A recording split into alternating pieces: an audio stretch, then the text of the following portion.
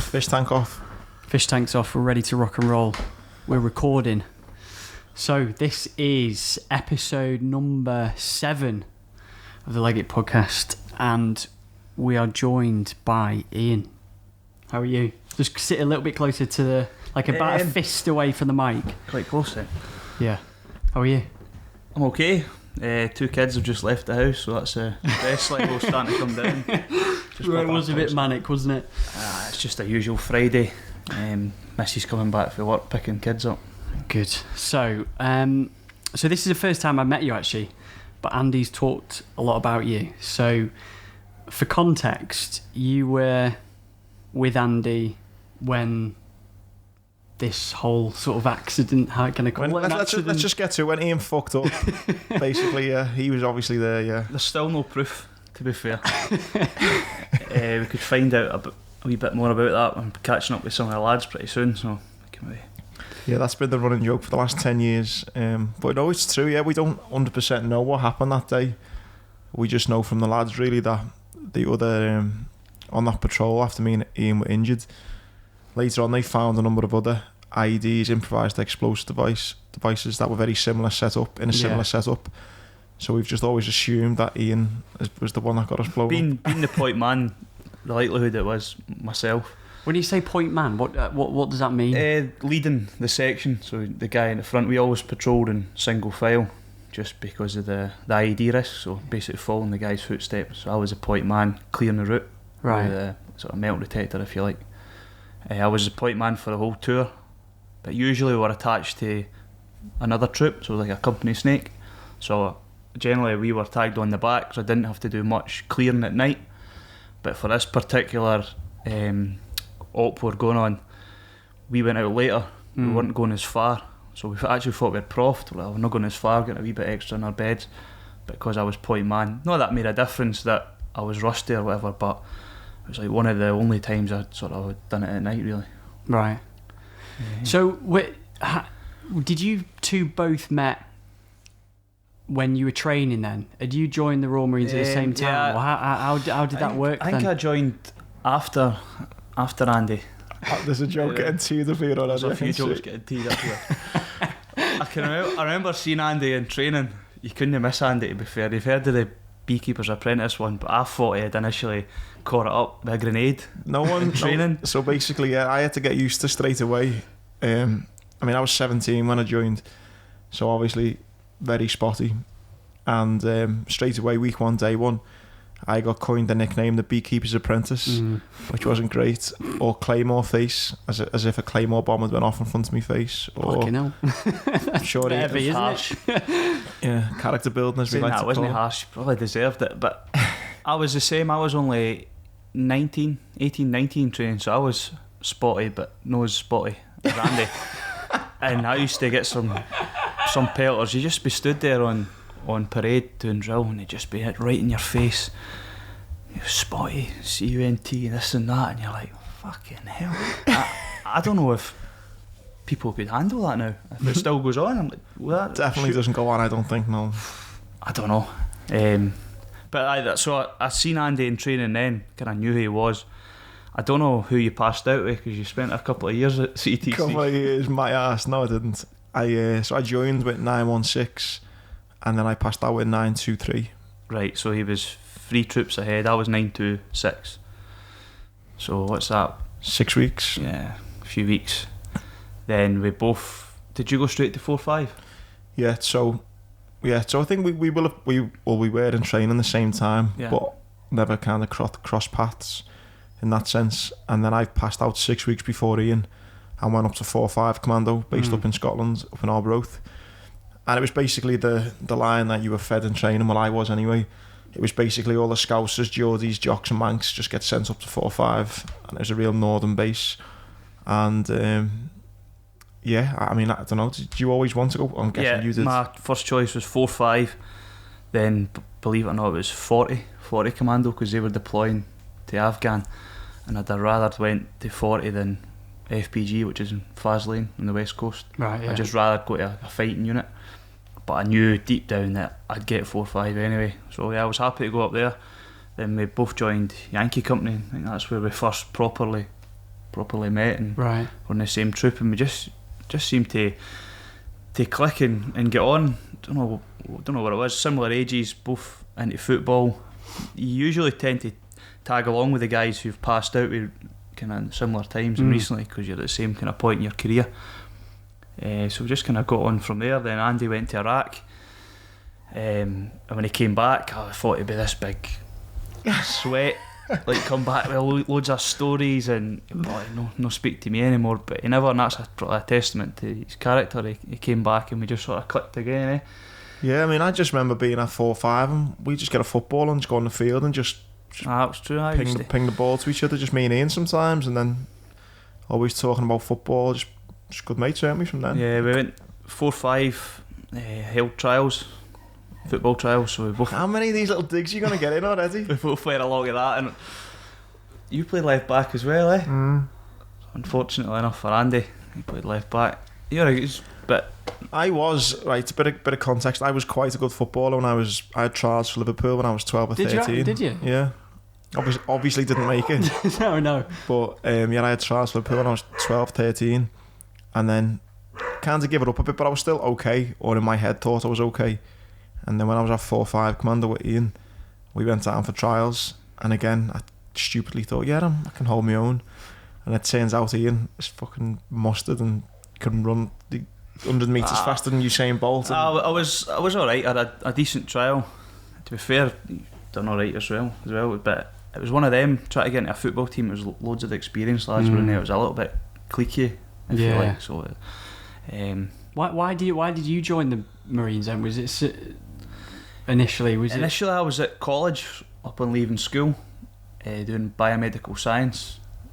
What you fuck? I'm telling you, it was. I had to pick something. I was like, "Fucking hell, what am I going to do?" So I'll sign up, do this course. It was like an access course to get into uni, and the plan was to maybe go and do physiotherapy or sports therapy, something along those lines. And I absolutely hated it. It was you were doing like advanced higher physics, maths, chemistry, all rolled into this one course. I had never even done chemistry. I had done like standard grade maths, standard grade physics, so it was well above, over my head. I was struggling. I had quite a few mates who were in like the army, RAF, Navy and whatever, so I was looking at that. I used to get a wee bit jealous when they were coming home on weekends and they'd be telling you stories, what they'd been up to. I had an older cousin who was in the paras, so it was on a lunch break. I went down to the careers office in Dunfermline. I just took it for there, just spoke to the guys, got the applications, told my parents, and they were like, nah, you're not doing that here. I'm like, Jen, I'm going to sign up. Mum never believed me. My dad did. He was like, go for it, son, you'll be fine, you'll do it. Went my PRMC. Mum still never believed me. I was like, yeah, potential Royal Marines course. I said, yeah, I'm away down Livingston for 2 or 3 days, and that was it. When did you do your training there? I was thinking that's a similar story. I was 17 in sixth form, thinking about going to uni and then quit and join the Marines, and similar to that. So I done my PRMC. It must again been around the similar time. When you say PRMC, what do you mean? Pre-Royal Marine course. Right. So you go down to Livingston and basically do like 3 or 4 days, isn't it? I think. Potential Royal Marines course. What does that involve? What did I say? Pre-Royal Marines course. Oh, potential. Sorry. Sorry. You do. That was how many years ago now? That was maybe 2006. 2005, 2006 was a while off, but basically you're in the gym doing your pull-ups, press-ups, bleep tests, type tests, getting thrashed. You go down bottom field, we do the obstacle course. The obstacle course itself is tough, but it's doable. But before that, you just get beasted, and they're just waiting for people to put their hands up. Just to quit, yeah. Just to quit, and you'll feel like quitting. I felt like quitting, just wanted to stick my hand up, but people know you're down there. Sorry, mate. Is that a way of just getting rid of the chaff then? Like that pre-thing is like, this is what it's going to be like. Let's get rid of the people who just... Well, it's just as much of a case for you to see what the Royal Marines is all about as well. Right, yeah. Because when you're down there for the 3 or 4 days, you get to see other recruits, and they're maybe getting beasted and them doing the rope climbs or whatever. So that's your point to think, fuck this, I'm like 3 days is enough, I don't want to do this for... I want an office job. Yeah. You go around camp and you see, like Andy says, you'll see guys going through training, different stages in training, and you'll learn a little bit about weapons, what the Marines are doing, and so it's kind of like an insight to what's going on. Yeah. So a lot of guys maybe fit enough and but think, nah, it's not really for me. The thing similar. I had a university open day. The thing, a few of them as well. The thing with that, what did you go as far as university open days then as well? I just to get a day out of college. Jump the car. There's one there, Stirling, just up the road. Let's go. Yeah. Just walk about, kicking about with like a book. I didn't really have any intentions of going to uni, to be fair. No. Nah, I wasn't academic. The thing on that potential Royal Marine course is I found, when you said there about on the bottom field on the assault course, you do a kind of warm up, and I think the big thing mentally is you don't know how long this warm up's going to be. Now, I mean, it's obviously not going to go on for 5 hours. There's nothing, but it's not your average 5-minute little stretch and warm up. So the warm up itself's almost like a test, because it's maybe at the end of the 3 or 4 days you're tired anyway. It's muddy field, you're in boots, you're running up and down hills and stuff, and you're thinking, in the back of your mind, you're thinking, fuck me, I've still got to do this assault course, I'm not even finished the warm up yet. And that's when people's minds start to play tricks, and they think, I'm struggling on the warm up, I won't even be able to do that, and they just quit. So it's even that, it's testing your mindset, isn't it? A mental test, because like I said, the obstacle course, what is it, like 3 or 4 minutes, if that's over quick. You can fly through it, so it's easy. Yeah, it's a blowout, but it's not as tough. But like the warm up, and there was like a wee hill, a wee knoll, and guys who'd rapped were up there, and they were just chilling out in the sun. They're like, go up there and get a comfy seat, go and chill out. But I just kept in the back of my mind, my parents, friends, and that knew I was down here. There's no way I'm going back. Having said, nah, fucking rapped. Second day. Rap means quit. Right. I suppose it's good actually telling friends and family that you're doing it. To put exactly. That's probably one of a big motivator for me, is not a fear of failure, but people knowing you've failed and having opinions. And I knew quite a few people say, you'll never pass that, because I was slight, small, skinny, and always grown up. A bit like me. You've got that kind of like impression that Marines are all big, muscly, burly guys, but that wasn't the case. But they're not looking for like a triathlete or anything like that. They'll mould you. They'll take you from day one, and they'll spit you at the end, trained, and everything's just gradual. All you need to do is be able to do like your pull-ups, your press-ups, decent runner. You're not lifting weights or anything like that. So, and did you train before you joined? Did you do some training before in terms of? You'd struggle if you just turned up. Obviously, I was playing football. That's my ignorance. You ain't just turn up. It's not like. No, I don't mean like that. But like, what did you do before? Like, we done a pre-PRMC. Like, went to the RMR Glasgow, and they just take you through there. And there's a PTI at the RMR, and he took you through some of the tests. Your press ups. Yeah, the standard press ups. From what I remember, you probably get people commenting and saying, it's changed now, but I think it was 6 pull-ups you needed to be able to do. But again, it was all to numbers, so it's not just like quick pull-ups. So it's your palm facing away, and again, it's not just your chin above the bar. It's kind of, you want to bring the bar to almost your collarbone, so you're right above it, and it's to up, down, up, down. So it's not again. Yeah, not just rapid. Yeah. And then it's 60 60 press ups. Again, that's to a beep. And then it's 80 sit-ups, I think. Yeah. And then I think you want to be running 1.5 miles, your 3 mile run in about 22 minutes, I think it is. Or something. The figures always kind of escape me. Yeah, from what I remember, I always aim for that. About 22 minutes for 3 miler. The careers officer had kind of duty of care to make sure you were at a certain level before you went down on the PRMC, so it depended on who was. For me, it was 2 guys from the Navy, who probably not have a great deal of experience on Royal Marines fitness. They maybe do, but if you were at an AVCO careers office where there was Marines in there, they could probably tell, yeah, you're ready or you're not ready. I was quite naturally fit, good runner, and a decent level upper body strength, so and through, is it 21 weeks? Is it 21 weeks? Come on, 32. 32 weeks. What was that like then? honking in a word. So how old were you? You were 19 I was then? 19.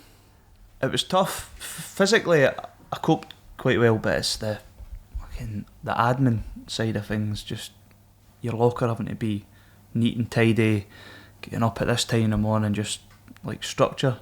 For someone young, it's quite hard to get used to that when you've just rolled out your bed and not to worry about being neat and tidy, all those type of things. It's like the bullshit that really is the tough bit. And that's what gets rid of everyone, isn't it? Yeah. Initially, the first 15 weeks, it's just a bullshit. There's only so long some people can take having to iron your bed in the morning. Mm. You know, when you're getting, you know, you're a 20-odd-year-old man or something, getting told that you haven't ironed your bed sheets properly. After the 10th time that happening, it can be obviously frustrating. Yeah. And that's when people just think, fuck this. It might actually be easier if you're younger, because there was guys in my troop who were early 30s with wives, kids, mortgages, and you're going into training on, you're lucky if you're clearing $1,000 a month, eh? It's £800 a month, so I think. The wages were terrible, so they're going from maybe living at home to now maybe somebody younger and I'm telling them what to do, like a corporal in charge. So that aspect was difficult, but then after the first 15 weeks and you start doing proper kind of military training, you still get treated like shit, you're still getting beasted, you're still wet, cold, hungry when you're in the field. But it's gradual. You just need to keep sticking with it, and it's like you say, it's mental toughness. I remember watching something, I can't remember what TV show it was, where I'm sure it was something to do with Royal Marines, and someone had ironed the bed, made everything, because you get like a little compartment or something, don't you, and made it all nice, and then the guy'd come in and just fucking wrecked it, trashed it, and then that would do my fucking what they do nuts sometimes, if you ever left your all training stories coming back to me now. If you ever left your locker unlocked, you had a padlock, and if you ever never locked it, they'd come in and they'd tie all your clothes in knots, but like they'd make a massive like a part, like a whole well, just basically everything, like a chain. Chain, everything you owned. Or it was like flats you lived in, or they just get all the clothes, or they make you get your own clothes and just say, right, chuck them down so they fall at the bottom of the landing and the floor. Then you need to sift through it, and all your kit should be named and your number on it, but some guys maybe not got that. Or you see guys going around camp with their Bergens on, all their kit's in the Bergen because they've left their lockers open. Or they'd come in and say, right, swap rooms, so you'd have to just take all your kit from one room into the other room, and it's up and down stairs. What do you mean swap rooms? So you say you had maybe fucked up or whatever, or they came in, you got an inspection, you failed it, the sergeant would maybe just say, right, upstairs you're now moving downstairs, vice versa, so you have to move all your kit, which is all neatly pressed and folded away in your locker, has to be moved. Everything has to be immaculate downstairs. So you're taking all your kit to swap with all his kit, and he's doing the same. If you were switched on, you would just swap with the guy, you wouldn't actually swap the kit, because 9 times out of 10 they'd make you swap straight back. But I was taking a bit of risk. I never risked it, but I used to think about it, just get away with it. The worst one I seen was a troop above me had fucked up, and their corporal, their training teams made them take everything out of their lockers, both the civilian and the military locker. And like Iain said, there's like a balcony, and they literally had to pick everything out of their locker and throw it over the balcony. Now you imagine, so your military locker, your civilian locker, and underneath your bed, so there's 2 wardrobes and 2 under your bed compartments times 60.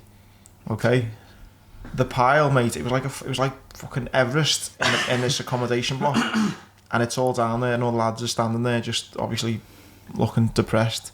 And this would be like at 9 o'clock, 10 o'clock at night, and then they'd say, right, you've got a locker inspection at 6 in the morning. So you imagine there's now 60 fellas, you know, each fella owns 2 pairs of jeans, 5 t-shirts. Yeah. You've got to sift through all of that, get all your kit back to your room, and have it all neatly. And it's fucking hell. That's the mental side of it. That's trying to break you down that way. And you could be the best guy in the troop, the fittest guy. If you leave because of something like that, then they've weeded you out. Yeah, you're no use to them. What about like I know it's a bit different, but when I was watching, we spoke about, you know, that is it SES Who Dares? What's the program? SES Who Dares? Who Dares Wins. Yeah, that one. One with Ant Middleton. It is called SAS. Who dares? Yeah. Do they ever do stuff like where? Because I remember watching it a few weeks ago, where they'll pick someone out and they'll go, "Who out of this group is the weakest?" Everyone just pointed at Iain when they done it. Like trying to create fractions in no. I can't remember that happening, but I think in our training it was more working as a team. Right. Although that they're working as a team, but because it's selection, they're sort of individuals.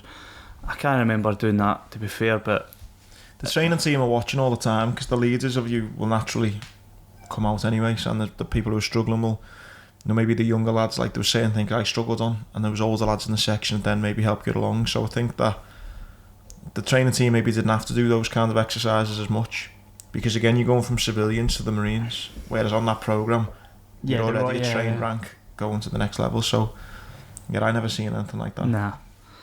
Just throw one in there for Andy was called the Nod Father in training. Was I? Fuck, he's lying. A Nod Father is someone. You're going to have to break down all these mnemonics because people won't understand what they mean. So in training you call them nod because you're that fucked in training, you're just nodding off all the time. In your lectures you're just nodding off.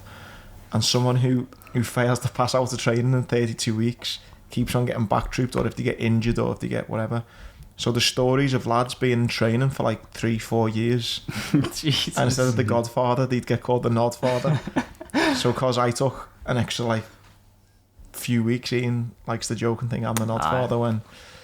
Why did you take a few more extra? I don't understand that. A few more... well, he told me when I first met him that it was injuries, which is fair enough.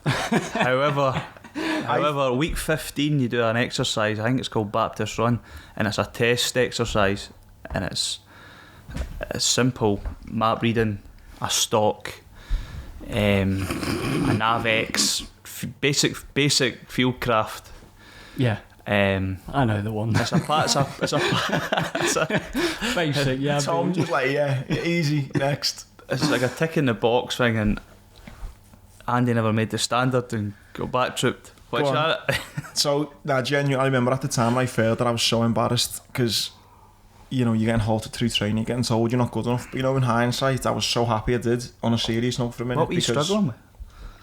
It wasn't anything in particular, Well, just everything. Yeah.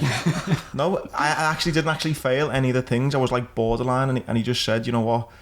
He said I could put you through, but he just said I think you'd thank me for it in the end if you just have another. You do that in the last three weeks again, I think it was, and he just put me back 3 weeks, and I'm actually really glad he did because, again, at the time I probably thought I was okay, but I look back now and how young and immature I was. 17, didn't really. I was quite young. Yeah. I remember when I joined the Marines, right, and they're saying you're going in the field on exercise. And everyone's talking about this field. I'm thinking, what the fuck's this field we're going to? What are we going to do in this field? I had no cadet experience, no real military experience. So when we were doing all these things, it was completely new to me. So when I went back 3 weeks in training at week 15, and I was really embarrassed at the time, hated it. But I'm actually glad for it. And then at week 22, I actually broke my fractured my metatarsal, and that put me back, I think, 3 weeks. Did you have one of those big boots on? Yeah. Probably, yeah. I think that's what I can remember seeing you. Yeah, but it was quite lucky actually. It fell over summer leave, so I didn't actually go back as long as I should. I had 3 weeks in what's called Hunter Company, where you kind of just tread water until you're fit enough to go back into training, and then I joined training. So I should have passed out in the kind of November, I think it was. I ended up passing out in the February, so I'd probably done an extra 10 weeks down there. So I give him a bit of shit, but it wasn't actually that bad. Apologise, mate. Well, when you say kept back for 3 weeks, that doesn't include that last bit where you have to do that crazy. How many miles is it? Oh no, you still still do your commando tests at the end. But so he joined a troop, and they joined whatever troop, and they go through training. But because he got backtrooped, he just goes into Hunter Company because he's injured, or Hunter Troop, whatever it's called. And he waits on a troop getting to his stage. So say he fell out of training at week 18 or whatever, he'll jump into that troop. So there's literally a troop coming through every 2 weeks. Yeah. And so the FNGs, fucking you guys, you get called that. Yeah. Used to just shout like FNGs on the landing. So yeah, I'd be kind of, you go back in training for that week because there'll be another troop coming through. You just slot into there, meet a load of new mates again, and then we had guys who maybe like failed the commando tests or one of the commando tests, and they would get back trooped into us. I think one of Andy's mates, Scouser lad, Flinny. Yeah, Jay Flynn. Yeah, I'm pretty sure he got back trooped into us just to do like the commando tests. And at the time, you make a big... Yeah, because he failed the Tarzan with me. I passed it, but he failed it. He must have failed it again because I was 926. Maybe. It's a tough course. Like, it's not easy. Like it's tough, and I think the guys who start with a troop and finish with a troop, they're called originals, and it's quite a proud thing to be original. Oh, is it?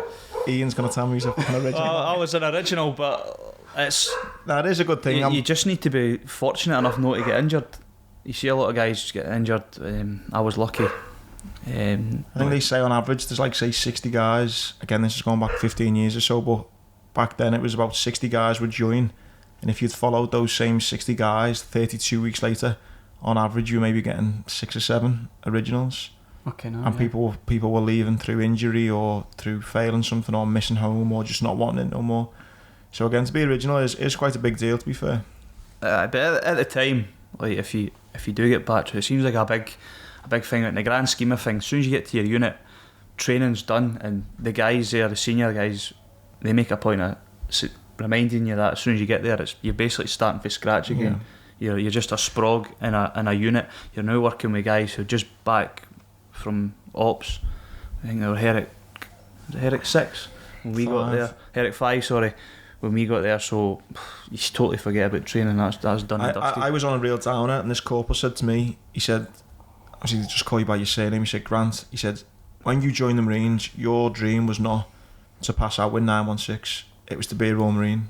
So it's like when that dream of passing out with your original troop goes, you're initially sad, but then actually you're thinking, I didn't even know there was a 916 before I joined. I just wanted to be a Marine. So yeah, nice one for talking about that so much. Me being a failure. That would have been a minute, but because you say his training lasted longer, so that wee period in the podcast has just stretched that out a wee bit. Sorry, Andy.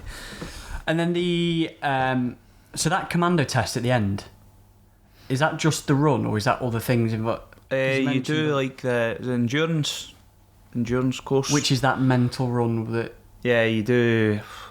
You start off doing a thing called a sheep dip, where you go fully underwater and you piss wet through, then you have to run 7 miles, then back to camp, crawling through tunnels, and you're carrying 21 pounds of kit and your rifle, and that has to be done in 72 minutes.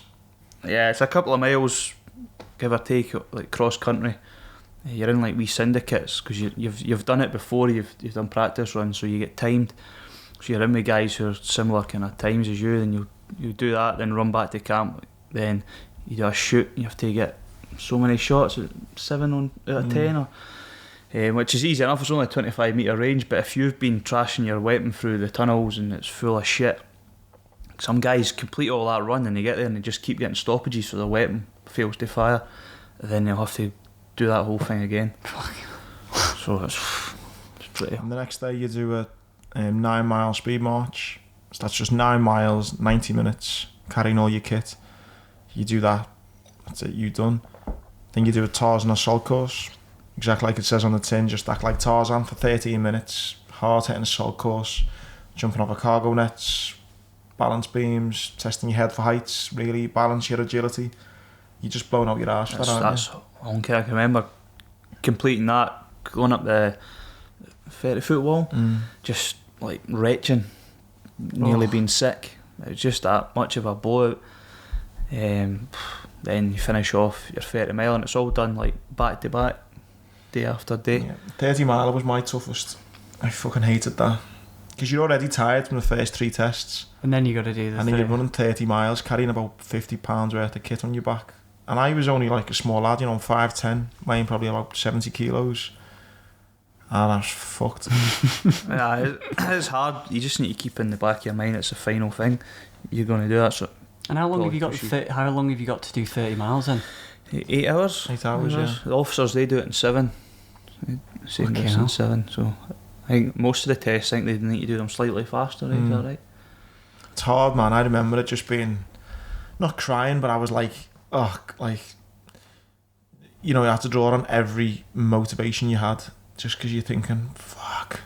There's loads of points through it that you just want to wrap and give up, and And do you know how far you've got left? Because that would be the one thing in my mind. On the 30 mile. How far you've got left. When you're at this point, your corporals who've taken you through training, they want you to succeed. They want you to get there. So there's no secrets. They'll be like, right lads, we've got another 15 mile to go. This is our third checkpoint or whatever.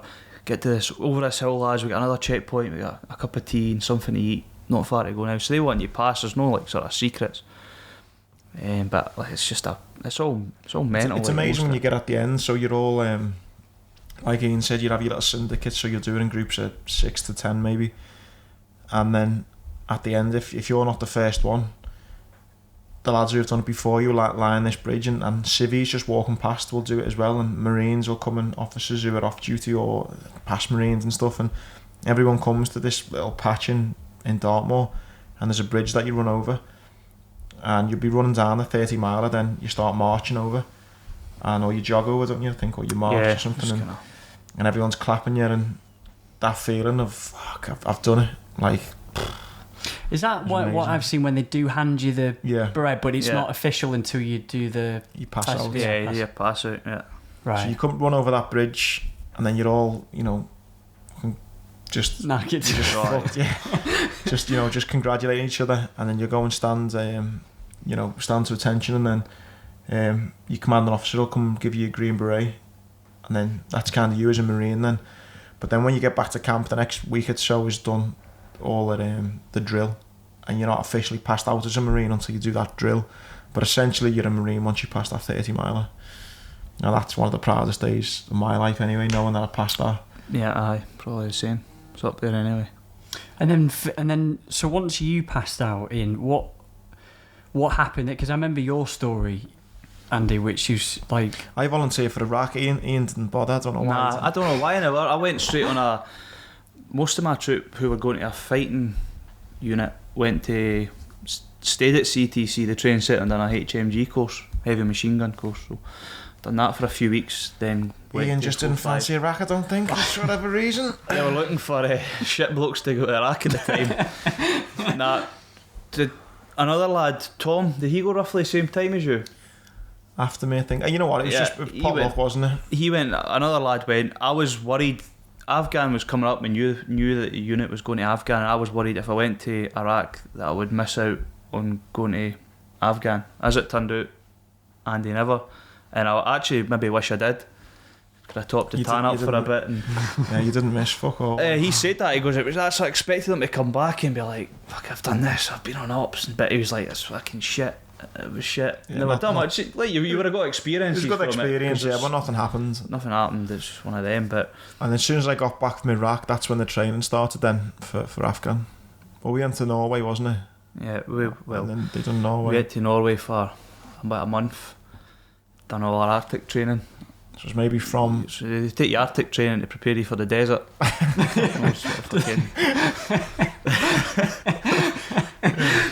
It's probably from like February, March, wasn't it? Then Afghan training started. Training. But Andy came back. When he came back, he was mega keen. So we're doing our pre-deployment training. We're down in Kirkcudbright doing like live field firing exercises, and they'd be like, right, you've done troop attacks all day long. Anyone got any questions? Andy would put his hand up. Yeah, can we maybe run through another one of those troop attacks? It's the kind of stuff he was coming away with. The other one was like, right, Andy, you need to pop a wee smoke here. Boy, fucking couldn't get memory. Yeah, I had to pop the smoke, and for some reason, I think you had to twist it first and then pull it.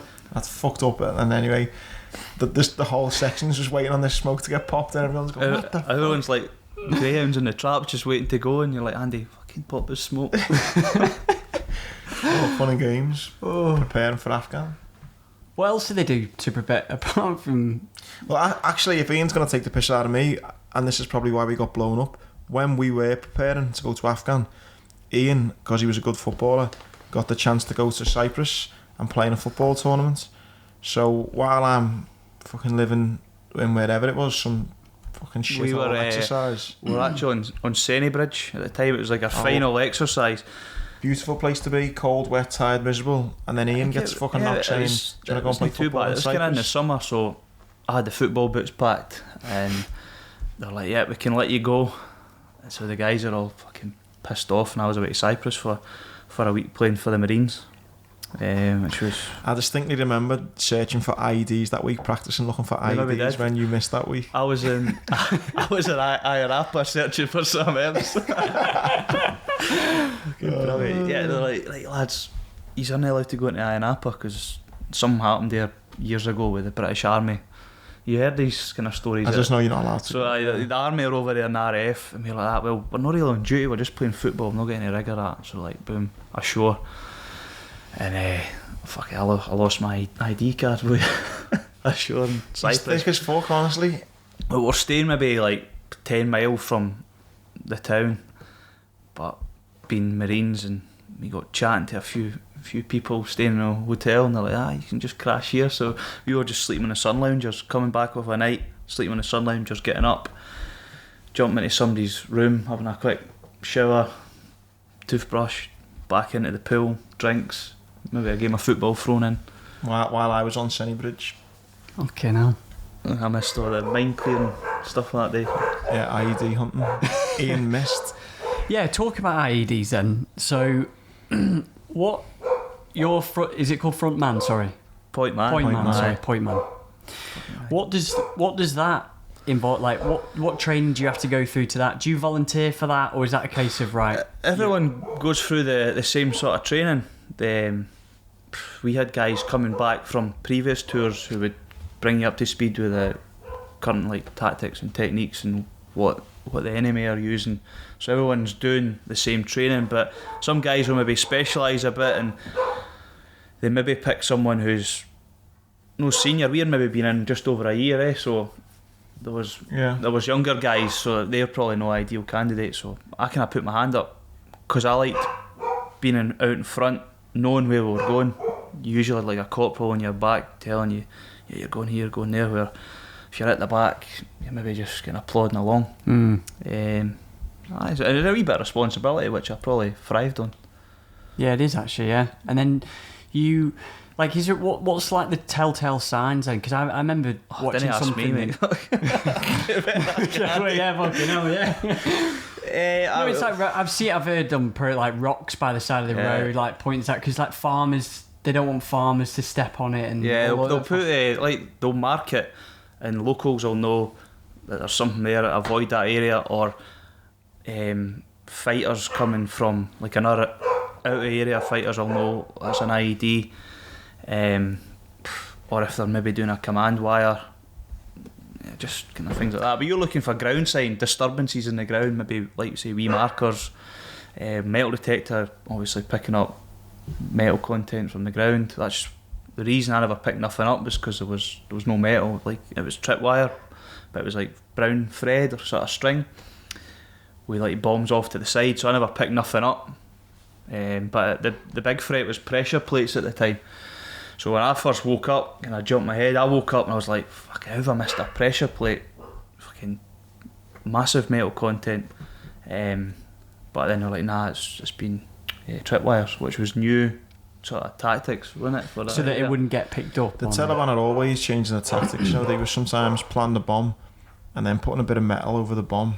So then when you found what you thought was a metal content, you just moved the metal. You could visibly see the metal. So then you'd move that and think, oh well, that's what the metal detector picked up on. And then you'd stand and then there'd be a bomb there. Fucking hell. So they were, putting bombs in, or they were also putting the kind of the bomb on the sides of the road, or they were putting the initiation in one place and then putting the actual bomb in another place. So you'd kind of mark the road and there'd be no metal content there, but then you'd step off to the side and then the content would be there. So you'd step there and it'd go off there, and they were clever. They've been doing that for years, fighting that kind of guerrilla warfare, if you like. Been doing it for the Russians were there, and you've got me and Andy, 19, 20-year-old guys who've fucking not got a clue, and they just see you coming. They're switched on. And life is cheap out there. I always think we spoke about it before. We're out there. Iain, he's got a girlfriend at the time, Gemma. I'm just want to get back home to my family, my dad, my sisters. You're thinking about 6 months, then I'm home. These people are thinking, I don't mind dying today. Yeah, they've got nothing to lose. They've got nothing to live for in that sense. They've got nothing to lose. And when it comes to the tactics of the IDs, they were just getting, as time went on, even after we pulled, me and Iain, Syme was up in Afghanistan, it was just getting more complicated. You know, you'd speak to guys years later, how did you get blown up? And they're telling even crazier stories where they planted bombs and from dead animals on the side of the road to planting them in compound walls to, again, it was, they knew they could never win in a firefight, so shut them up. Yeah, if you want to, yeah. Aye. Yeah. By setting ID off. that's Iain. Anyone who's listening, that's Iain just off to try and quieten his dogs. Yeah, they are. Yeah, they are. Yeah, it's fascinating because I've never really spoke about all this kind of stuff with Iain for years now. Yeah, it's mad, isn't it? Yeah, so they were basically just, why have you let them closer? Because they want to know what's going on, that's why they're coming down. Told you they're wild, they'd sit there quite happily, but we'll crack on. They just got really, they knew they could never win in a firefight, so essentially it was just to plant bombs everywhere and to make them as hard to find as possible. Essentially. They're doing what probably I would do if I was someone who's in my back garden. Yeah, I think I asked you this question, Andy, when I first had you on my podcast, which was, and maybe you might have a different answer or not, Iain, but did you never think the fucking snidey bastards, like why don't they just fight? You would crave a firefight. You would go out and patrol and we'd be out all day, and you'd just be like, just contact us, just start shooting at us so we know where you are, because they're blending in with the locals. They're hard to see. You just want a firefight, then get away back. That was usually how the day went. But you just knew they couldn't win that way, and we had superior firepower. We had Apaches in the sky, RAF above us. So they're not daft. They're doing the right thing. But yeah, you would be like, and when you heard stories, because it starts to hit home when guys actually start getting injured. We had a few mates who were like injured in the December, Bear and Danny, and I was back in the FOB and QRF, which is quick reaction force. So if something happens, you can go out, and you're hearing it over the radio. Fucking Danny's injured his foot. Fucking Johnny's fucking losing a leg and an arm, and you're like, fucking this is fucking real. Then later on down the line, we're losing guys. Are actually guys getting killed, and so then you're thinking, fucking snidey, fucking bastards. Actually, I distinctly remember a time as well when it was the first few months, no one was getting injured, and we were having loads of firefights. And fun is probably the wrong word, but it was exciting. It was good. It was what we were there for. And then they started putting these bombs everywhere, and people were getting injured. And suddenly, I always remember, I'd come back from my 2 weeks R&R, rest and recuperation, and before I went, everyone was kind of like, yeah, it's, not excited, but it was, I don't know, there was a good atmosphere. And then I got back, and it was just when Danny had lost a leg, Johnny had lost an arm and a leg, and then suddenly it's like, fuck.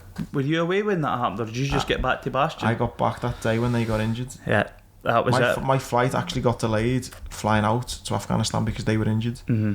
So I've come back, and then two of my good mates have just been blown up. So suddenly it's gone from, yeah, we're just smashing them all the time. Yeah, they can't live with our firepower, but we're smashing them every time. Loads of successful patrols to, yeah, one of the lads has been blown up, lost a foot. The other lad's been blown up, lost an arm and a leg. And you're like, fuck. There was a buzz about the FOB. Everyone was happy. You're doing what you've trained all these years to do, so everyone's really enjoying it. And like he says, boom, you're brought back to reality. Okay, this is real. Then after that, then things kind of changed. Tactics and techniques changed. We were just kind of wasn't walking anywhere. We were obviously doing our correct tactics and techniques with like the metal detectors, but after that, things became a lot more strict. We used to just go into like compounds, dump your kit, just mill around. I think that's how Danny got hit, because they were in a compound just milling around. And after that, you'd go in, just a couple of years would go in and you'd just clear around inside the compound against the wall. then you could get everyone in, but they had to stay in like a route, and you'd maybe mark it off like spray paint. Oh yeah. Then eventually when they were in, you could clear all the rooms. Where before we were just milling around, and because the idea was, you thought when you got to a compound, why is there going to be a bomb in someone's house? Because that's essentially what these compounds are, the houses. So you're thinking there's not going to be a bomb in the middle of someone's living room. That's essentially what it is. It's like what the doc said when I listened to him. You learn from like mistakes. So they'll learn from like previous tours and how they dealt with injuries. Well, we were learning, the guys got injured that way, right? So we can't just do that. Likewise, after we got hit, tactics, I think they stopped going out at night. If I'm right, well, it was dark because you can't pick up a tripwire. So you always, it's just things evolve and you learn from guys getting injured, basically. Was this it? Is it Inkerman? Yeah. What was that? What was that? Was a forward operating base, wasn't it? Yeah. So go on, mate. FOB Inkerman, yeah, it's just forward operating base Inkerman. Yeah. And so what was that like? You were there at the same time, exactly the same time. Exactly the same time. We, like, before we deployed, we were close mates. We had like bed spaces next to each other, go to the gym. We had like little 5-a-side teams.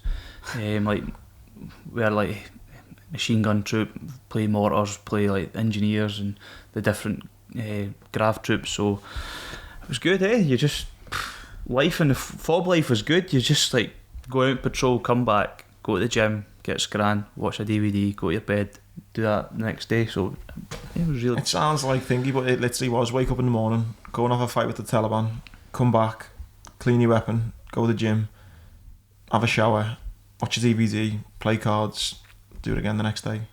That was literally every day, wasn't it? I would go back there for a couple of weeks just to do that again. It was actually the best time of your military career was just out there. Especially our FOB, we were scrapping every day. Like loads. We had the best of both worlds because on patrols they were really good patrols. You were getting loads of rounds down, you were in loads of firefights, there was loads of action going on, and then you got the downtime the rest of the day. Even sometimes the FOB got attacked, which was exciting as well. So we kind of got every bit of excitement you kind of could want on a tour. And in a weird way, I agree with Iain, to go back there, it was such a simple way of life. Like, you weren't dealing with mortgages or phone bills or social media or keeping up with friends and family. It was just like that. Those five or six things you done. Have a fight in the morning, go to the gym, have some scran, play cards, watch DVDs. I think that's how some guys struggle when they come home to readjust, because you get used to that simple life.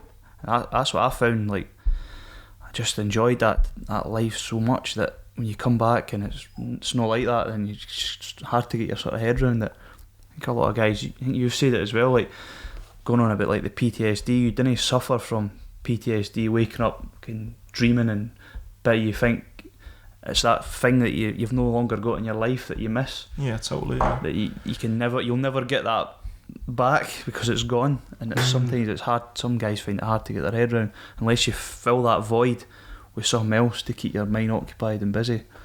It's got to be the same thing for a footballer, a boxer. You're Steven Gerrard, you're getting 60,000 people say Steve Gerrard, and then one day it stops. Someday, yeah. Like, how do you get that buzz back? You're Ricky Hatton in Manchester, MEN, 50,000 ranks screaming your name, and then you never get to do it again. Yeah, exactly. It's probably a similar thing, and it was a simple way of life, like caveman times, almost. And then 3rd of Feb 2009. These dogs are causing a nightmare. I know, it's like they used to go on patrol and fucking dogs would start barking.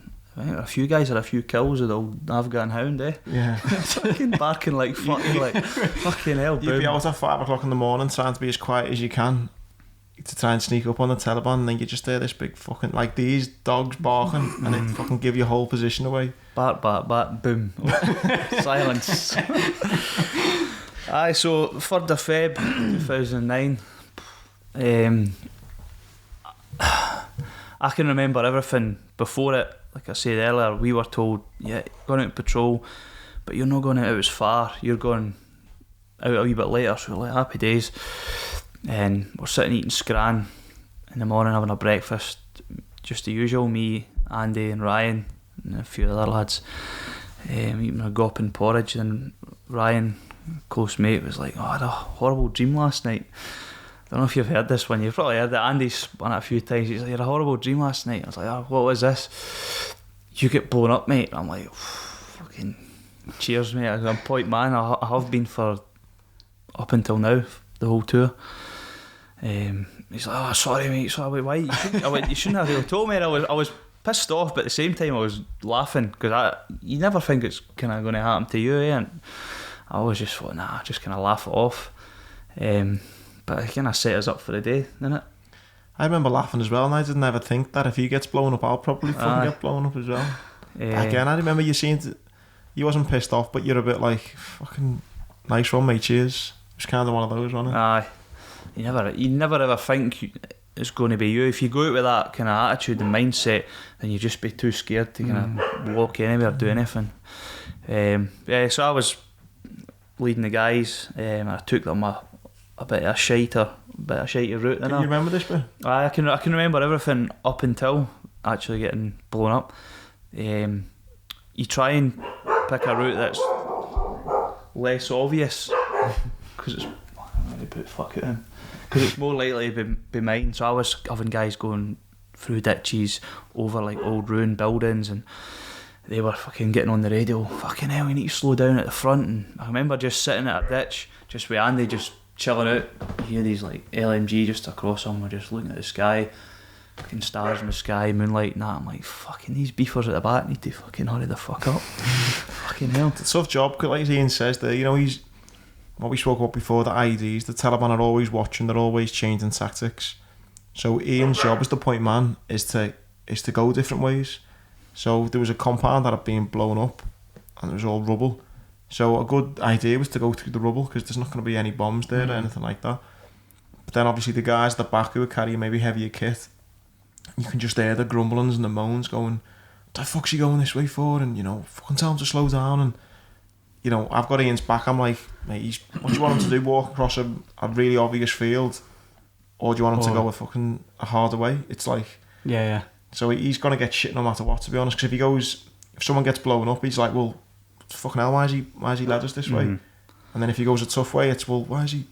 So he's never going to win. And you're between two minds all the time, man. Like, how do you pick, like, you know that, like, you've constantly, like, those decisions, like, it's like sliding doors, isn't it? You constantly, do you go left, did you go right? Or a lot of it's just luck. I could have went another way that day and avoided those tripwires altogether, and we would probably not be sat here having this chat. Like if we had went out on the back of the rest of the company, then we wouldn't have been at the front. We would have been tagged along the back of another troop, which used to happen quite a lot. So it's just your luck, really. And so what do you remember up until that? I remember coming to a ditch, and these ditches were maybe about 6 foot deep, maybe chest height, maybe a wee bit 5 foot, whatever. And the guys have got quite heavy kit, so jumping over them can be quite hard, and it's quite cold in the mornings as well, so you don't want them getting up to their waist in water. So I was looking for a point that could cross. And I don't know who, someone behind you, is it what? I can't remember who it was. I think I was kind of walking up and down, and someone's went, "Oh, there's a decent point." It might have been you. There's a decent point. You could cross there. Go and have a wee look at that. Yeah, I think I said I think someone had said we need to start thinking about getting over this ditch, and I went, mate, you need to try and find, like, start to think. If you imagine kind of you're walking straight forwards, and to our right hand side there was a ditch, and someone had kind of said, look, you need to think about getting over this ditch at some point. And I've just said, Iain, you want to look and getting over this ditch. And I mean, what else do you remember from that? That's it. That's it. I can't. You don't even remember jumping? Nah, I can't remember jumping, and I just, for what Andy's told me and what other people have told me, but the last thing I can remember is just walking up and down looking for a point to cross. Because I took that much of a whack to the back of the head. Basically, you have an Osprey body armour, it's got like a plate at the front and the back, and that just got ripped out the back and cracked me right square in the back of the head. So I was just gone, and so I can't, total blank. So what was it? So there was a tripwire then. So you jumped. No one knows exactly. We think, don't we? Well, there's two mortar bombs it was attached to. So if you think he's jumped over the ditch, there was 2 trees in between, a tripwire. He's jumped at this tripwire, which was then attached to 2 mortars, which was kind of lying on the side of the ditch. Once that tripwire's been initiated, 2 bombs have then went off, blew him forward and then blew me back. All the injuries are down the left hand side to the back, so they've been sort of to the back left hand side of me, and yours is more kind of, yours is just everywhere really. Yeah, the way it's worked, the blast of it's kind of blew Iain away forward, and then the shrapnel's kind of got me. I don't mean to ask this question, well, I suppose, but who sort of got it worse, if you know what I mean? Like, were you both like in the middle of it, or how? It's a bit difficult question because I think with Andy's injuries at the time, definitely got it worse because he was quiet, which is quite worrying because he had lost so much blood.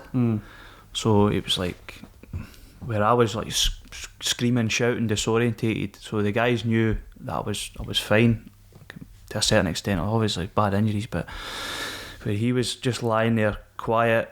Were you going in and out of consciousness because you lost quite a lot of blood with your femoral artery? I mean, I was quiet initially until he got me out of the ditch. I was kind of lying on, and then I was screaming myself as well. But the guys kind of calmed me down quite quick.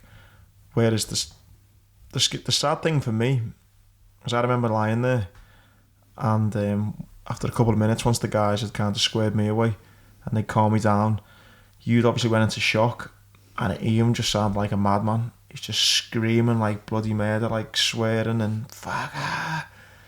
And he's one of your best mates, and he's really distressed. And I've got all my mates around me now. The guys have got to me really quickly, and they're doing everything they can to save my life. And yet you can just hear your mate screaming, maybe 20, 30 metres away, just being blown up. And you're thinking, fuck. It's that fight or flight, and for me, I think I wanted to fight. It's so like traumatic injuries. Adrenaline must have just been flowing. I was just wanting to get up. I think one of the guys, Syme, who treated me, was putting bandages on my head, and he said I was ripping them off. And you could tell I broke my femur just by looking at the shape of it. And he says, you were trying to stand up, and they were like, you need to lie down. We need to try and treat you here.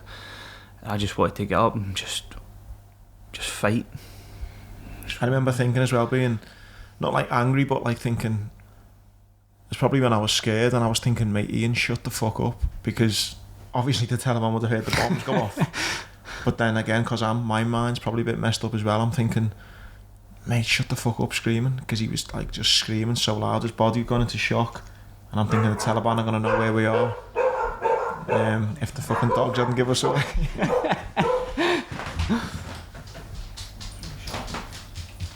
Come on, up here. Looks so quiet now. Yeah, so we were. I remember thinking, just mate, shut up. You're gonna bring attention to us. The Taliban are gonna know where we are. Obviously, they wasn't known anyway. And then I distinctly remember just feeling really sad, because for a while, for a good few minutes, at least anyway, he was on his own until the guys got to him. Because don't forget, all the rest of the Marines had to then find a safe passage to get to Iain and to start treating him. And they were worried about something else might have been there. Yeah, because exactly, like you're saying, it can be a come on, it could be an IED, somebody gets injured. You've seen it, that film Kajaki that they made with the para guys. They were going to rescue their Oppo, boom, someone else would get injured. So they done the right thing, having to kind of hold off, and it's a hard kind of place for them, hard situation for them to be in. And I don't know who it was, maybe I think he just jumped over and said, I need to go and see how it is. Yeah, I mean, fuck no, I had other things going on, I don't know. That's the thing, we had that much going on, and my memory's blank. Like, you're trying to remember who done all these things, and I know that it was like Syme that treated me, and I know like Mick Cagle was at the back with the gun. He says he knew, because it was me and Andy at the front. He just sunk, his head just sunk. I was really sad. I remember the first time I seen Mick, we were good friends with Mick, and it must have been the medalist parade or something months later, and he said he just knew when the 2 bombs went off, it was me and Iain. And he said he just lied there with his machine gun and was just like gutted. Yeah, you know where guys are in patrol, so guys knew I was point man, they knew he was like cover man. So our mates who were maybe attached to other troops like we had a few sniper mates. They knew, and then it comes over like your Zap number. So they'll not say names over the radio. They'll come over your Zap number and they work it out and they're like, it's close mates. And everyone's mates, but when it's your close mates who've caught up, it obviously feels a lot worse. I couldn't even tell you, even though I remember the whole incident perfect, I couldn't even tell you who got placed on the helicopter first, because I had all the dirt and debris in my eyes, and I knew at this point he was getting treated kind of close by to me, but I couldn't even tell you who got on the helicopter first or what, you know. And it was the same helicopter just picked you up and then and then that goes back to Bastion. Yeah. Aye. So this is just a blank. I can't remember nothing at this point. There's so much has happened.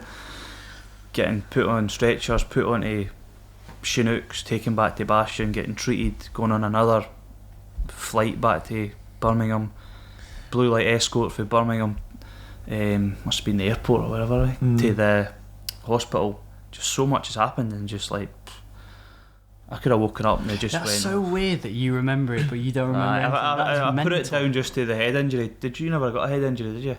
I put it down to being weak, but we'll. Right. I actually, they tell me as well, because you had a head injury, the aeroplane can't fly as high. Right. So they have to go a bit slower. So we actually would have got home even quicker if it wasn't for you as well. So, you know what I mean? But yeah, I mean, but then you woke up first, didn't you, from the coma? Do you remember waking up and stuff in intensive care? I sat with Gemma last night, my wife, and we talked about it. I says, I'm going to do this podcast tomorrow. What happened? Because I got to ask. And she was like, can you not remember this? Nah. So she said, when I first woke up, I just started crying, because I knew this isn't good. Something's happened here. There's your head to toe in bandages. You've got wires coming out everywhere. Looked over, could see Andy next to me, and I knew I'd hit an IED, because I was point man, and I just sort of sunk. I just felt guilt. That's just right through my body. I was like, fucking hell, how is he? And it wasn't until they said, like we spoke about, it was a tripwire, nothing you could do, that I sort of kind of relaxed a bit, and I was like, fuck him, there's nothing I could have done. Sounds a bit jacked, but I was like, yeah. But I think I woke up a few days after the incident, so those couple of days are just gone, disappeared. And you're in the same, are you next to each other? Yeah, we're next to each other. Right. The whole way through in Afghan. The funny thing is, when we're both in this coma, you know, my dad's there to see me, and then Iain's mum and dad and his girlfriend at the time, my wife Gemma. So all our families are getting to know each other, and yet me and him are still in this coma, you know, having all these operations done, and yet our families are going through the grieving process and starting their own recovery, if you like, and we're still in a coma. So Gemma noticed Andy's dad. He was just sat on his own, I think, at the time, and I'd shown her pictures of Andy when I was at home in R&R, and she looked at him and went, he looks a bit like your dad, and just went over and says, by any chance are you Andy's dad? He was like, yeah, I am. And they just kind of clicked, and we'd be lying in the bed in a coma, and they'd be going away to the pub at night and fucking getting on it and enjoying themselves. That was the way they dealt with the whole traumatic kind of experience. Yeah. And how long was your recovery then? From getting injured in 2009 to being fully recovered would be personally 2011, when I went back to Afghan for a second tour. Oh, did you? Aye, so physically I had recovered maybe 2010, but mentally, to put a line under it all, it was 2011 when I went back out there. How the fuck did you go back out there? Do you feel like you needed to go back out there? Yeah. Just all the way through my rehab, I was never content. I knew I was getting fit really quickly, and I was getting good times on the runs. I was getting stronger, and I knew there'd be a time where the unit was deploying again. I was like, I'm ready to go. I'm going back. There's no way I'm going to stay here. I was like, I'll go and do this tour, do a full tour this time, and that'll be it. Can just draw a line under the whole thing. So that mentally helped me massively. That's mental. Oh, people say that, they're like, you're mental, and there was a part of me thinking, see if you catch this up, you're going to look like a fucking right dick. They'll be like, why did you go back out? You've had a warning. But even my missus didn't want me to go, but deep down she knew I had to go to finish it, which was probably harder for her because you could be sat in a checkpoint doing nothing all day, but they didn't know that. You could be out patrolling, whatever. So yes, fucking. I always say, I mean, every time I tell the presentation, the motivational talks, I always say one of the bravest people I know. You know, to go back out there after what you've been through, because again, I don't think anyone would have said anything to you if you'd said, you know what, mate, or you know what, boss, actually it's okay if I don't go. I don't think anyone would have made you go. I probably would have had that choice, but I went mortar troop, so I joined them. My good mate Nobby, who was a football manager at the time, pulled a few ones out the bag and got me in a mortars course. So you're basically in the base more often than not. Because of the tour we were on, it was a little bit quieter, which was a good thing because it shown how the country had progressed in a couple of years due to the work the guys had been doing out in Afghan. So you could see that the place was improving, but it was quiet, so you weren't doing much. So there wasn't really need for 2 mortar barrels. So you'd go out and patrol, and you used to just love it. It was just like being back in the first tour, just putting the weight back on your back, out and patrol, volunteering to go out in vehicle patrols with a jump on the top cover at the HMG. It was just like being back to where I wanted to be. And then compared to 2009, what was 2011 like in Afghan specifically? Like, was it as heavy as where we were? It was a different area. We were in Nad Ali, which was at one point would have been hectic, and speaking to guys who'd been there before, a lot of firefights, IEDs, but there was nothing when we went there in comparison to Syme, which was a good thing, but at the same time you still had the appetite for a good scrap. It's never came. There'd be times where we were about to fire HE with the mortars right at the start of the tour, and you're ready to fire it. Check fire, stop, not getting to fire. Then that's the kind of way the tour went. But it is a good thing because it just showed that the sacrifices we had made and guys who never came back, they were kind of worth it at the time. Not so much looking at the country now. I don't know what kind of state it's in. Yeah, I don't know what it is, and I have no idea now. Yeah, it changed a lot. I mean, speaking to lads through Headley Court, obviously my kind of rehab went on a bit longer, so I got to see more injured lads. When Iain was kind of back to it, back in Afghan, I was still seeing injured lads, and you could see in certain areas that Afghan was getting better from 2009. Obviously, fuck knows what it's like now. But after our tour in 2009, it was the rifles, and I was in Headley Court at the time, and my rehab was progressing faster than Andy's, so he wasn't quite at Headley, and I was seeing these guys coming in with the rifles with like some horrific injuries, and this was my third stint in there. He'd done like 2 or 3 weeks at a time, and I was seeing these guys coming in with like facial injuries, missing arms and legs, and I just kind of felt I need to get out of here. This is doing me no favours whatsoever. The rehab was good, the physios and the PTIs, but just mentally I wanted to be back amongst the guys, so I pushed to get back to 4-5 and join the Harding troop, which was a rehab troop up there. And that helped me massively, just being amongst fit guys again and just pushing on with my rehab, as opposed to kind of mollycoddled a bit at Headley and typical Marine attitude. I wanted to go to the gym at night and do extra, and no, you can't go to the gym at night, you have to sit and watch your TV, and we're going to pile you all on a bus and you're going to go to the cinema, and it was fucking like, fucking hell.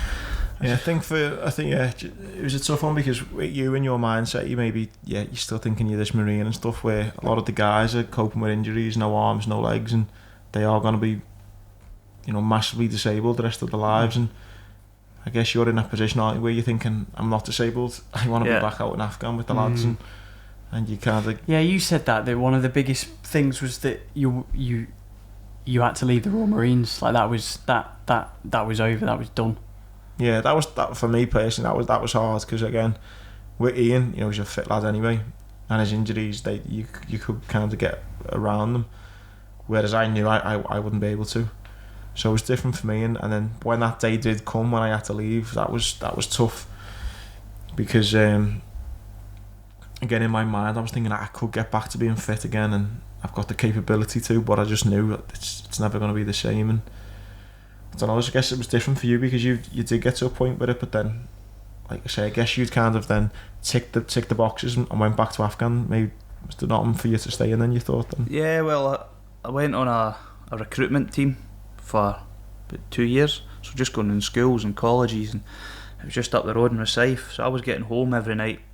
I was married by this point, and the thought of going back to a commando unit and sleeping in a room with maybe half a dozen guys and just going away on tours, and I lost the appetite for it a little bit. But I think it was because I'd went on a second tour and so I signed that point off my life.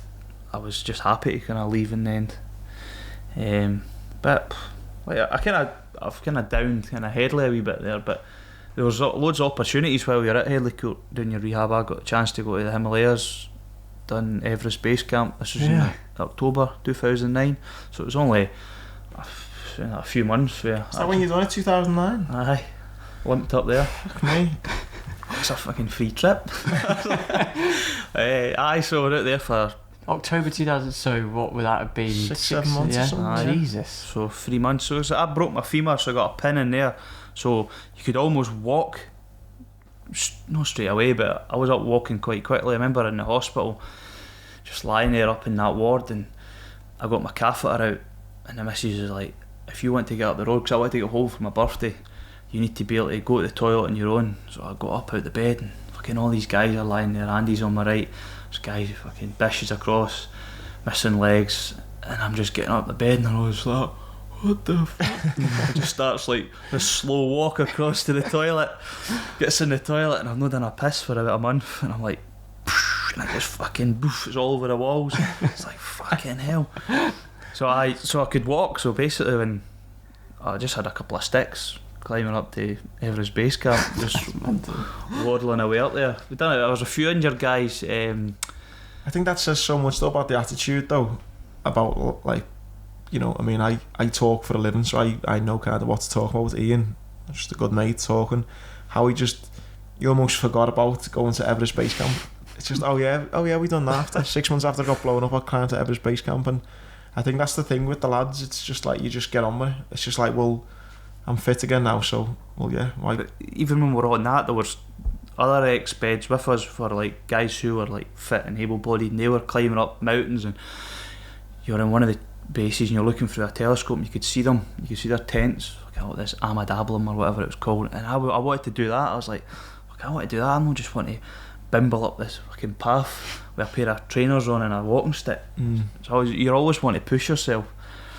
But that was a really good trip. It would have been better had I done it with guys who I was at 4 or 5 with, because you were just kind of clumped with Marines and guys from the Navy and whatever. But it was really good. There's a funny story on the way back down.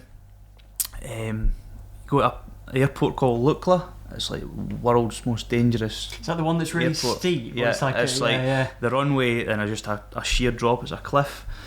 So we had been trekking for 3 weeks. We get back there and we're like, right, fuck it, we're going ashore.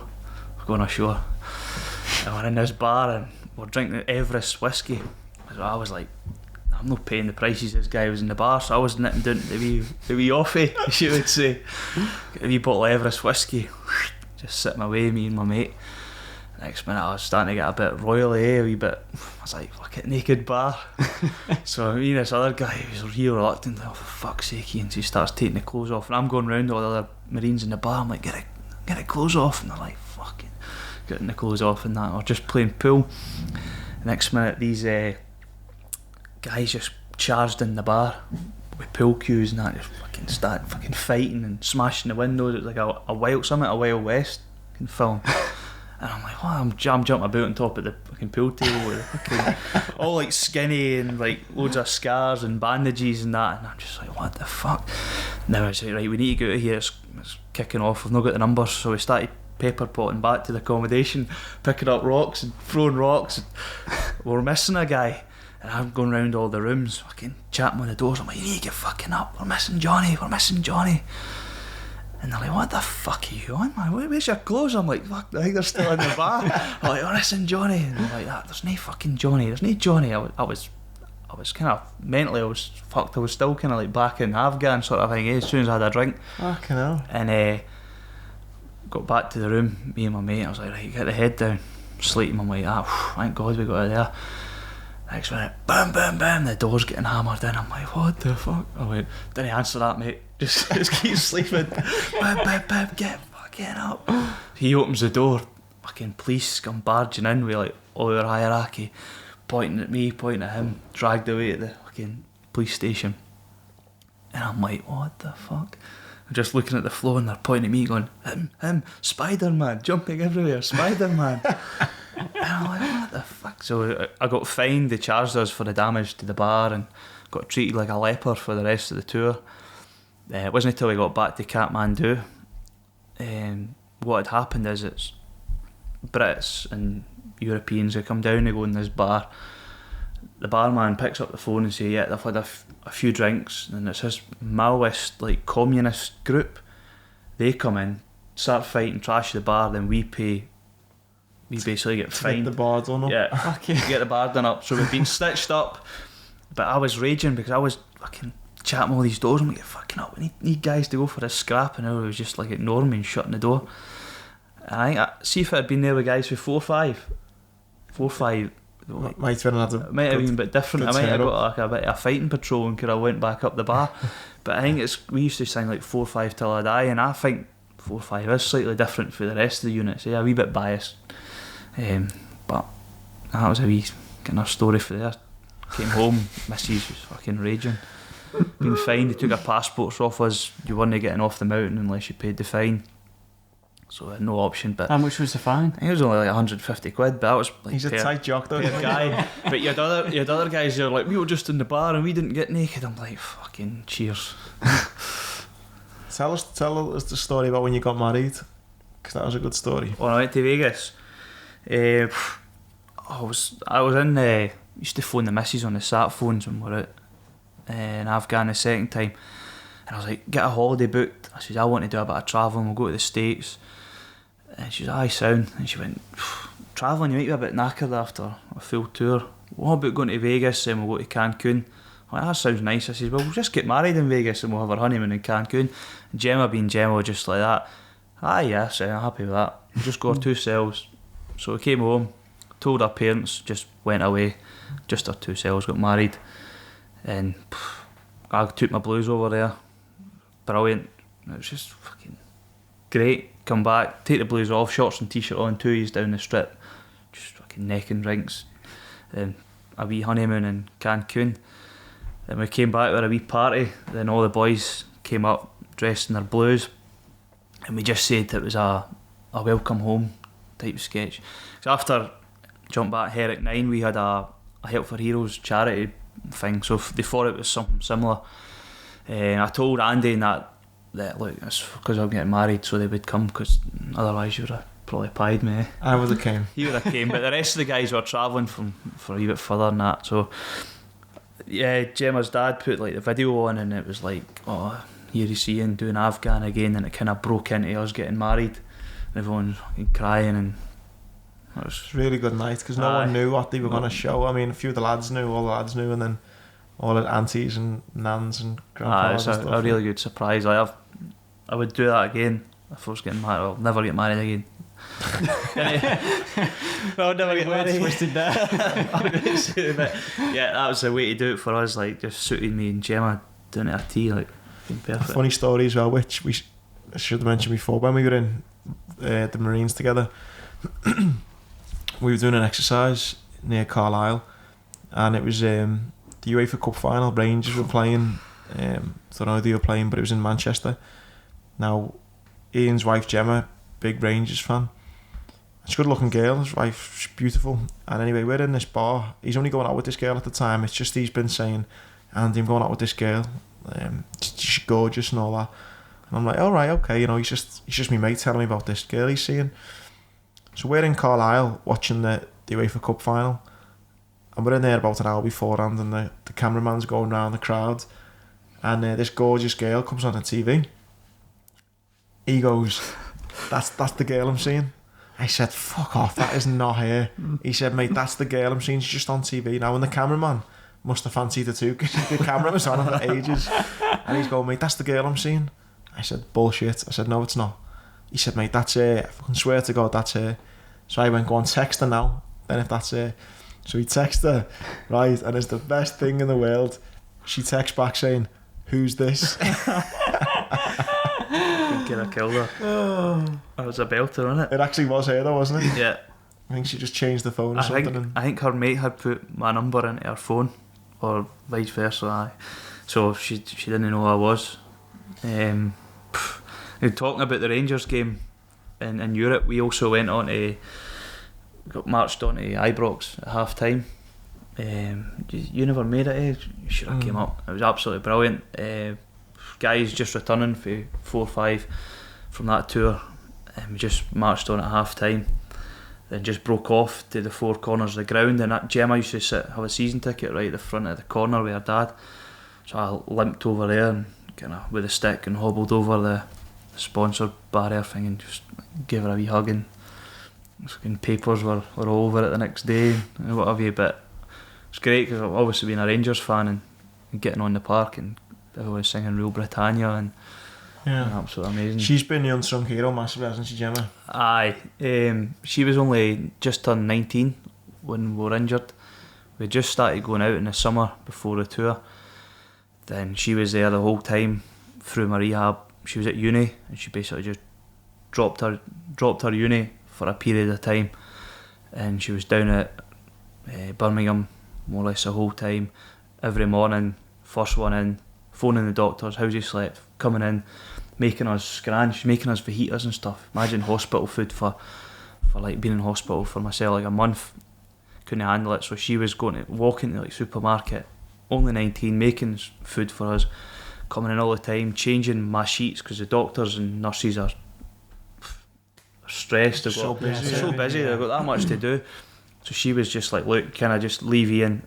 I'll deal with tidying him up. And look, it was only 19. She's been probably great for me, and she rarely ever says like well done or lets me feel sorry for myself. She's always sort of like making me push myself, and that's probably one of the reasons why I recovered so much. She was like, yeah, you've done well, but you can maybe go on and do this, you can maybe go on and do that. It was the same with like when I done that Ironman, when he stitched me up, she says, I'm going to do an Ironman, do you fancy it? I was like, I've not got a bike, I can't swim. I was like, I can run. And I was like, right, fuck it. So I signed up. She was like pushing me. I just had a daughter at the time, Emily. So you're having to go out on the bike for 4 or 5 hours, training sessions, get in the pool for a few hours and 20-mile runs. But she was always like that, like, just keep going. But the Ironman, I forgot about that as well. But mate, you've achieved so much. Well, I think the biggest ones were probably just going back to Afghan, getting back playing football, having obviously young Emily and Charlie and that now. Like you've seen that tonight when I come in, you've not got any time to sit and think about yourself. Or it's mayhem. You can't sit there on a couch with thoughts. 2 dogs, 2 kids. 2 things I hate: fucking dogs barking, the kids crying. I've got 2 each. So but I wouldn't have it. I wouldn't change it. Never. That's what keeps my mind occupied and keeps busy. And it's so important that keeping busy, isn't it? You have to have a hobby.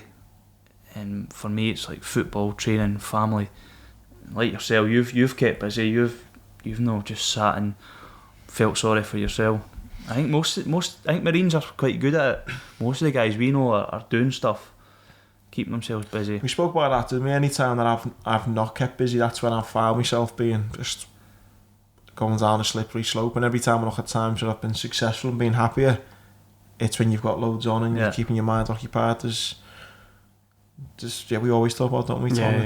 It's so true. So important. It's crucial to keep keep yourself busy, because you'll just sit there and you feel sorry for yourself. And at the end of the day, I look at it, there's guys got injuries a lot worse than mine, and there's friends of mine and Andy's guys and girls who've never came back.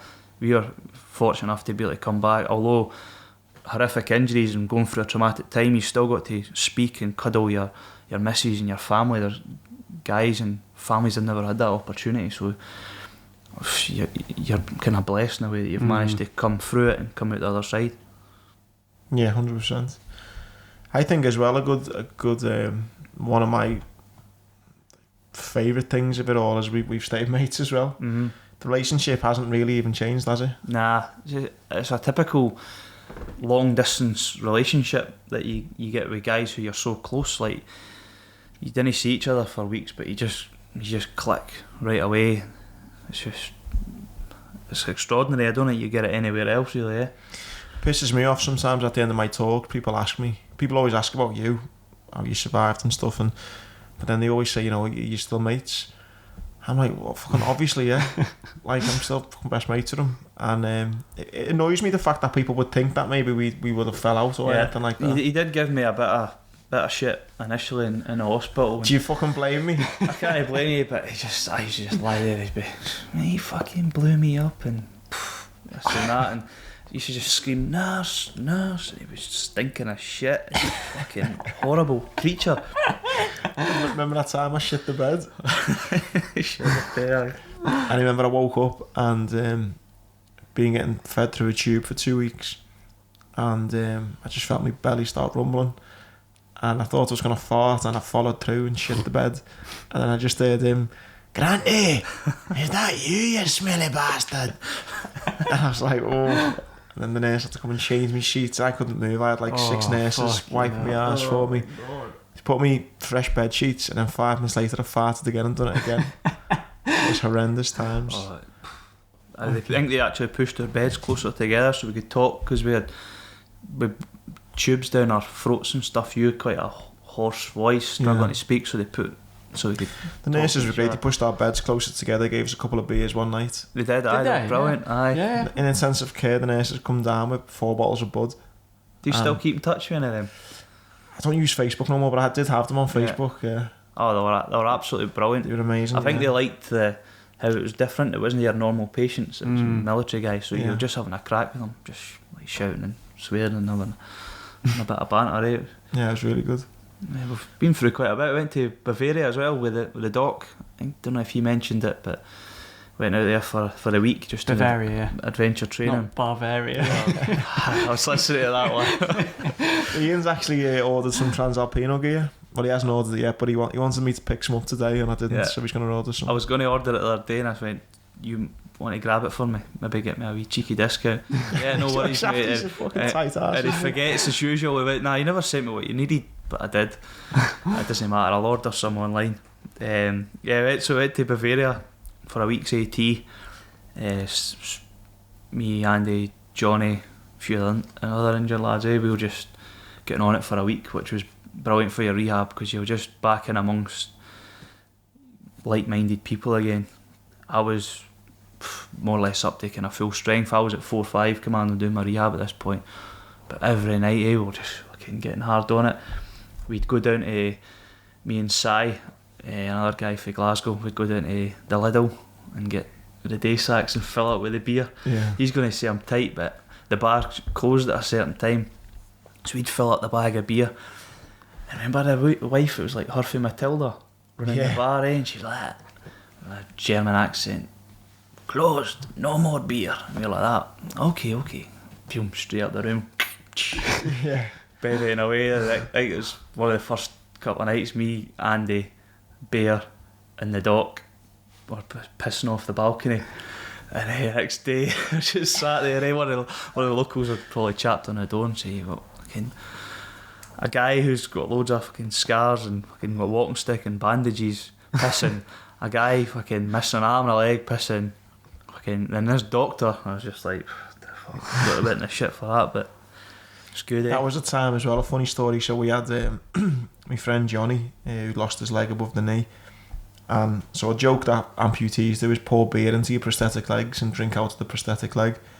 Now Johnny's lost his leg above the knee, so he's got a really big prosthetic, so you can fit a lot of beer into it. So this beer is getting passed round, this prosthetic leg's getting passed round, and there's a natural funnel where the obvious place to put your mouth is to drink, and everyone's putting their mouth to that, and it gets to us, and Johnny says, mate, don't put your mouth there, put it round the other side. And I said, mate, but it'll go all over me if I do that side. And he says, yeah, but I rest my balls on the other side. So I was like, okay, yeah, get soaked with beer, but at least I'm not putting my mouth where his balls is sitting 24/7. Okay, now. But yeah, I think that trip was good mentally for that. Anything else you want to mention, Ian, or before? Gee, it always scares me how quickly it goes. 1 hour, 35 minutes. Really? Wow. I was worried because I'm quite a humble guy. I've not got great stories really. I was keen to get you on, mate, because mate, I've talked for 10 minutes. I've done for the last 10 years about what we've been through, and I know you've been through just exactly the same, and I've kept quiet about it, but you've still been through everything and coped so well, and I'm so proud to still call you one of my best mates, and to see Gemma and the kids, it's great. So I just wanted to be able to get your story out there, mate, because what you've been through is amazing as well, man. Yeah, I appreciate that. I know when you're doing your talks, you always put a wee bit in there, give me a wee bit of shit, but at the same time, you people ask how Ian's getting on, and you pass it on. But for me, our friendships just gathered momentum, and now our kids, like Emily, tonight when you're outside, she's like, oh, there's Andy, and where's Alba? So that for me is huge as well. Yeah. And even Charlie's like 19 months shouting Alba. Yeah, one of the greatest things about our friendship, probably a nice thing to end on as well, was when we got to go to Disneyland. You know, 10 years ago, we were in Afghan together, get blown up together, and then nearly 10 years later, we were able to take our kids to Disneyland together.